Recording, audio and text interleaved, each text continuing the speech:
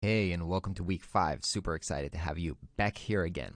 So, at this point, you already have a system for your marketing and a funnel, and you'll start bringing people in your way. And so, the next step before we're going to go ahead and sell to them and negotiate to them is decide what are we going to price our projects. Now, you can't really go into sales and negotiation before you have a strategy for your pricing. And by strategy, I mean kind of a systematic way to think about how you're going to price your projects, because that's what most designers and creatives are struggling with. They don't know.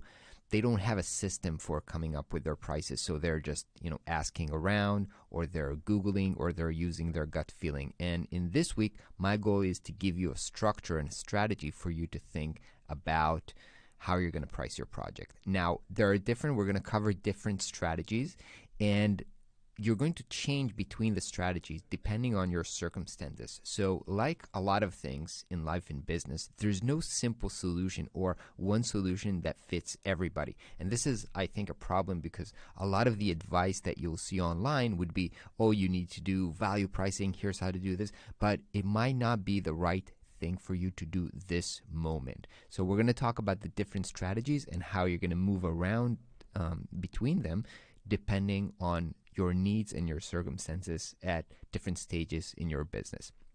Now, before we go ahead and discuss each strategies, I need you to do two things, and that's basically going to be part of your homework this week. There's two things that you need to know in order to even set your prices. The first one is to understand the price range within your market and what your competitors are charging. Now, this is different between niches, and it's different between locations. So different countries, different states, different cities have different prices.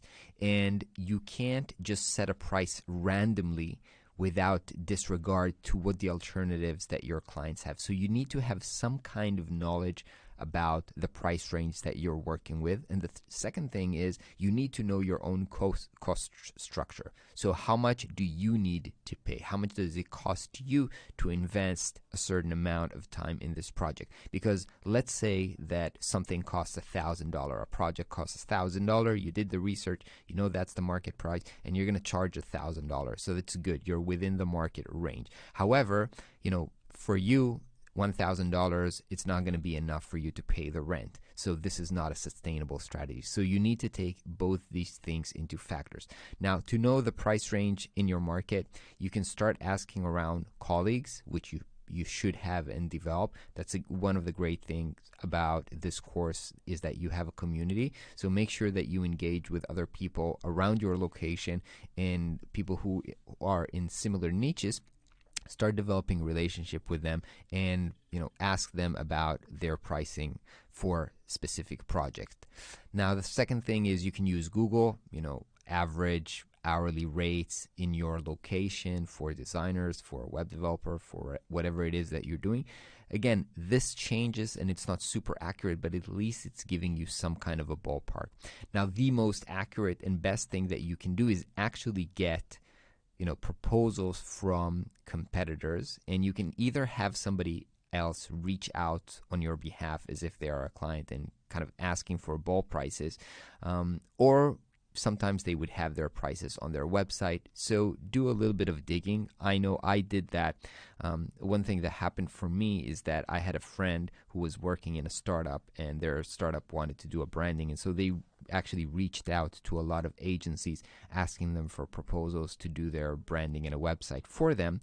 And he was, kind enough to share this with me. So I had access to a lot of proposals from competitors around the world, which was really insightful for me. So try to think about how to be creative and do this. And we had some students already in class that did some of these things, and it was really, really helpful for them. In talking about your cost structure, so you'll have to list out and really understand your expenses. So whether you're working from home or working from an office, having staff that you need to pay for, having subscriptions, having payments on your gear, all that kind of stuff that you need to pay for. And you'll need to understand what's your break-even rate. Now, when I'm saying break-even rate, basically it means how much, if this project you estimate that it's going to cost you, it's going to take 50 hours, how much do you need to earn in these 50 hours so that you can pay all your expenses and yourself and not go into debt. And we're going to have a link in this week's homework that's going to help you calculate that rate. So once you do that, we'll be ready to choose the right strategy for you, and let's discuss them in the next videos.